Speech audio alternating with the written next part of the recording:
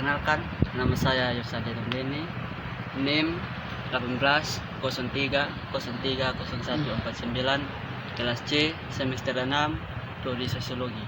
Baik, video yang akan saya bawa pada saat ini berjudul tentang anti korupsi dalam sejarah. A few moments later. Ini satu nih, di mana nih sampai datang nih? Cuma dari kemarin dulu sampai datang. Oh, jadi sudah datang sana. Woi, cepat cu. Aduh, jamar berat. Jamar, sorry. Tadi di sana macet. Oke. Tadi ada petugas kesulitan deh. Tadi ada suruh tanya tentang anti korupsi dalam sejarah. Biar langsung bahasa, baru tambah sedikit. Oke, yang tadi beda kartu pada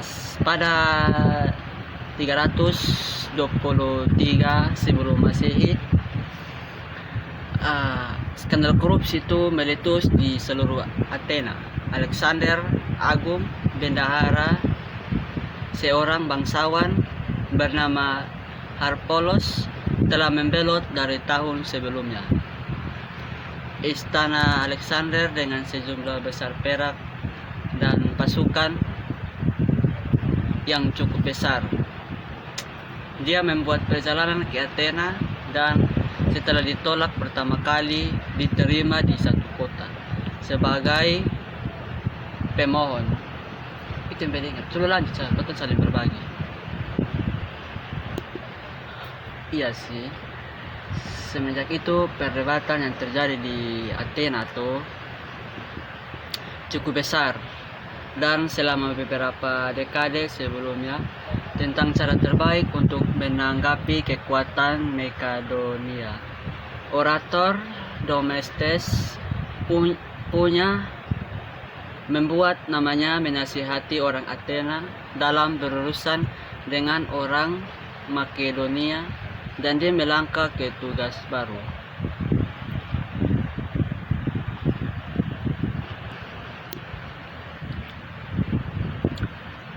Sebelum melangkah lebih jauh, perlu kotong uraikan secara singkat politik Athena, sistem pada saat terjadi perselingkuhan, dan selama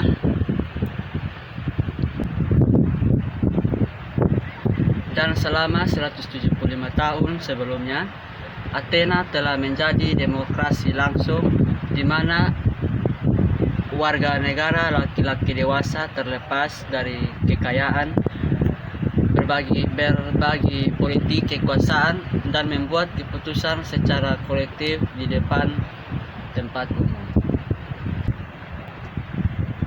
Meskipun masalah utama dalam urusan ini adalah pengaruh uang asing, Dignarkos menguraikan cara-cara lain di mana penyuapan dapat menyusup ke politik Athena, seperti dengan melayani untuk mengusulkan, membatalkan, atau mengubah undang-undang, untuk mendirikan patung kehormatan, memberikan kewarganegaraan, atau menghormati penguasa asing yang mengungkapkan kecemasan tentang pengaruh politik, terutama ketika dibentuk oleh non-Athena. Bentuk korupsi yang disebutkan di tempat lain termasuk penggelapan atau pencurian publik dana, suap juri, pembayaran jasa, dan pencemasan sering dibarengi dengan tudingan publik di banyak tempat. Memang demikian sulit untuk melihat di mana yang satu berakhir dan yang lain dimulai.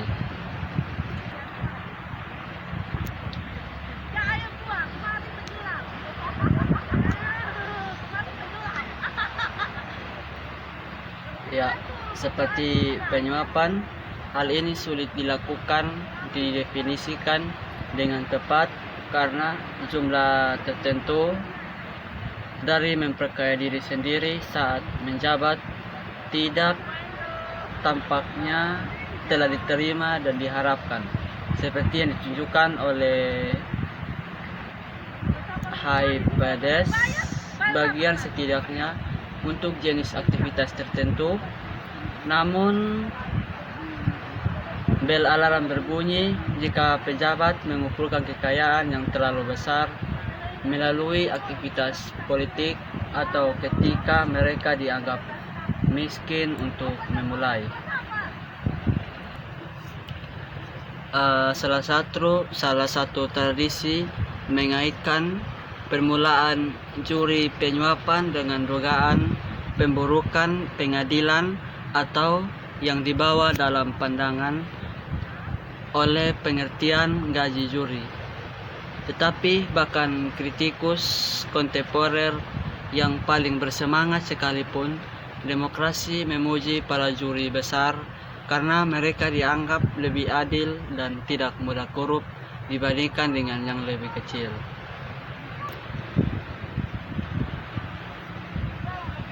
Hubungan kasual yang dikemukakan antara orang biasa yang bertugas sebagai juri dan awal penyuapan pengadilan sulit dilakukan substansi. Kasus pertama, atau seperti yang dikatakan oleh beberapa sumber, terkait dengan anitos umum yang diduga menyuap juri untuk dibebaskan pada sidang pengkhianatannya yang berlangsung ditempatkan di G409. Namun juri besar yang diwakili oleh warga biasa pada saat itu adalah fitur reguler leskap politik Athena selama satu generasi.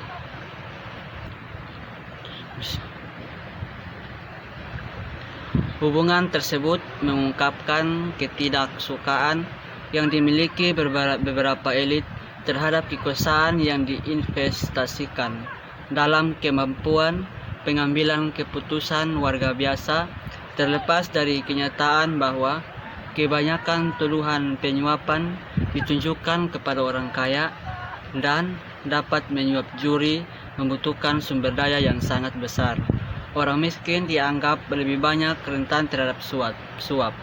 Kemiskinan dan keserakahan terkait dengan bentuk korupsi lainnya seperti pemerasan atau memberikan kesaksian palsu bagaimanapun adalah tepos elit.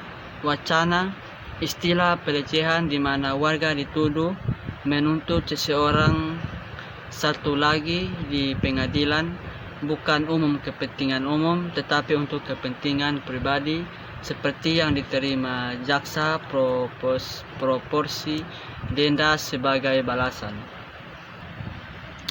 Ini yang disebut penuntutan jahat, seperti hubungan antara gaji juri dan suap juri sangat berakar pada perdebatan tentang kekuasaan. Menuduh orang lain dengan tuduhan seperti ini adalah cara mengontrol di pengadilan, tetapi mereka bisa dibilang juga pemeriksaan penting di kekuatan orang kaya.